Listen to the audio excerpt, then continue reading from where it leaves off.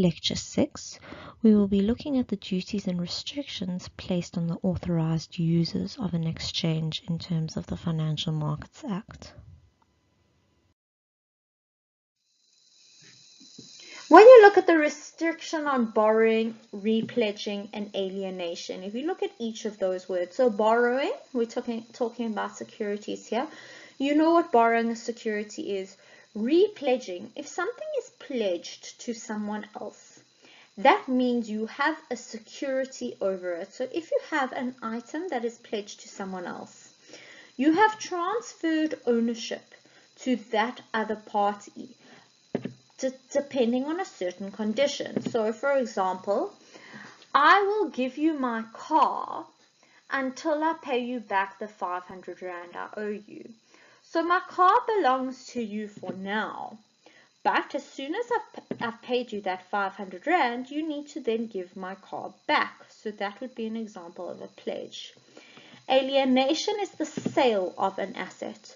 So section 18 says that no authorized user can borrow against a listed security. They cannot repledge a listed security without the written consent of that initial person. So if the authorized user is in possession of the securities and they have a pledge against that security, they may repledge, but it has to be with the written consent of the pledger. And section 20 specifically says that an authorized user can only alienate, that means sell securities, if they have such authorization in writing. Very important, it must be in writing.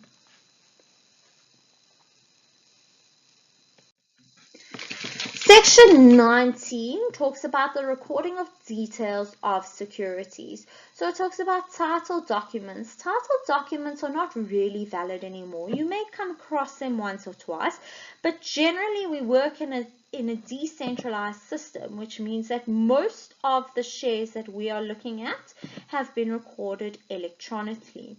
If not, and you're dealing with a document title, you need to mark it and record it so you can establish the identity and the ownership of that security. Segregation of funds. Here, we discussed this briefly earlier. Section 21 talks about the segregation of funds. So this is referring to a trust account.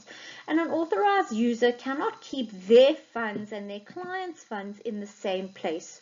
So what this section says is that every authorized user must open and maintain a trust account. That trust account has the funds of their clients. So for example, if you wanted to buy shares, you do not deposit money into the authorized user's bank account. You don't phone up your broker and say, give me your banking details. You deposit the money into the trust account. So at the end of the day, the broker cannot run off with that money. It is put in a trust account. The funds received in the trust account are paid over upon delivery of the shares. So think about the way the trust account works, even the same way you would buy a house. I would deposit the money into an attorney's trust account, and once the deal is settled and everyone knows their part in the transaction, then the money would be transferred over to the seller. So it is kept in a very safe place until the deal is finalized. Section 21(3) talks about trust property. This money in the trust account, money or shares in the trust account, whatever we are referring to, needs to be identifiable to a specific person. It is trust property. It does not belong to the authorized user. So you need to be able to look in your trust account and say these 10 shares belong to Mark and these 20 shares belong to Tandy, and this is my trust account. You need to have an operating balance of it. It also talks about when funds can be withdrawn from a trust account. So you can withdraw the funds if someone is entitled to payment. Okay, so once you have bought shares, as soon as the person's entitled to payment from the sale of those shares, that is when the money can be withdrawn from the trust account. And then B is sort of a coverall, and it says in terms of any other exchange rules or law. Number 6 refers to the interest of those trust accounts. The interest in the account belongs to the owner of the money. Okay, and any excess that remains in the trust account is no longer regarded as trust property. Section 22 also deals with segregation of securities, and it says that every authorized user needs to deposit securities for his own account and behalf of his clients in separate accounts. So you cannot mix your security accounts with the accounts of your clients. And just like the trust, it needs to be identifiable as belonging to a specific person. These accounts need to be balanced and reconciled on a regular basis, and you need to let your clients know exactly, here are your shares and this is the account that they're sitting in, and your clients need assurance that their shares are not sitting with other people's shares and mixing with them to the point where they are no longer identifiable.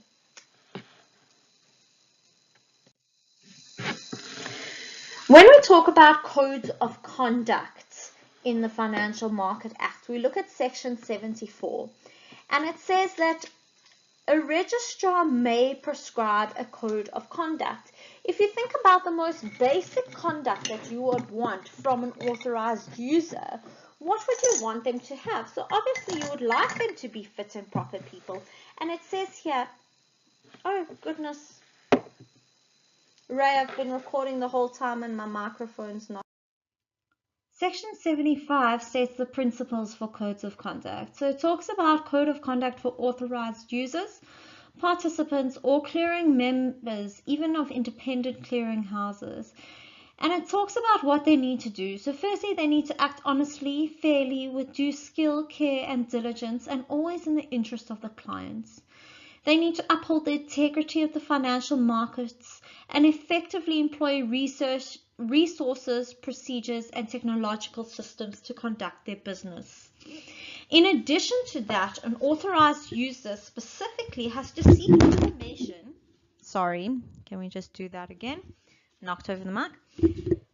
In addition to that, an authorized user specifically has to seek information from the client regarding their financial position, investment experience, and objectives.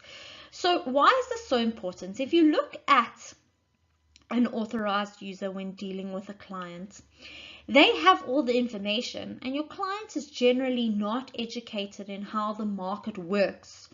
So they need to look at their financial position and ensure that they can actually afford the product that they are looking at. What kind of experience do they have, and what is their objective with regards to the market? If you think of two different clients, if you think of someone very young, for example, saving for retirement, doing certain things, but they have their whole life ahead of them. So people that are generally younger saving for retirement will be more, sure of themselves and invest with greater risks than someone who is much older saving for retirement, where they will be more risk averse. They will rather want to protect the money that they save, as opposed to someone who is younger, who can take a couple of chances. If they make a loss, there's always time to make that up. So they need to look at the client specifically and what the client's objectives are and what the client would like to do. And each client is different. And obviously they need to act fairly in a situation with conflicts of interest. It is not always possible to avoid a conflict of interest, even though you should always try. But conflicts of interest generally come up quite often. So you do your best to act fairly in these situations. So if it's a situation where a conflict cannot be avoided, you act fairly and you treat all your clients in the same manner. Section 75 talks about persons other than regulated persons. They also need to act honestly, fairly, with due skill and diligence. And everyone needs to uphold the integrity of the financial market. Because if there's a problem with the financial market, if people lose faith in the markets, investors start pulling out of the country and banks start collapsing and things like that. So it's very often it's very important for people to keep faith in the financial system and to know that their money is being looked after and things are being upheld correctly. If you look at what the code of conduct may provide for, remember previously we discussed the difference between must and may.